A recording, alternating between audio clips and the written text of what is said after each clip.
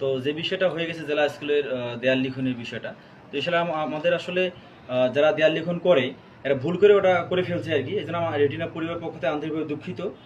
পরবর্তী যেন এই ধরনের কোনো যেন জুলাই বিপ্লবকে কেন্দ্র করে বা অন্য কোনো গ্রাফিক ডিজাইন যেন এই ধরনের উপরে যেন কোনো ডিজাইন বা বা কোনো লেখা লেখনি না করে, সেজন্য আমরা বিষয়টা অবশ্যই আমরা খেয়াল রাখবো এবং আমরা আন্তরিকভাবে দুঃখিত। ইনশাল্লাহ পরবর্তী থেকে এই ধরনের কোনো আর মিস্টেক হবে না ইনশাল্লাহ।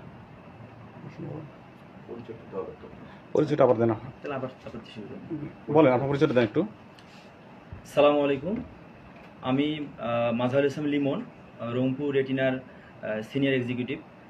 তো জেলা স্কুলের যে দেয়াল লিখনের বিষয়টা যে ঘটনা হয়ে গেছে, যে অলরেডি যেটা ফেসবুক মাধ্যমে ছড়িয়ে গেছে, এটা আসলে যারা দেয়াল লিখন করে তো তারা একটা মিস্টেক করে ফেলছে আর কি।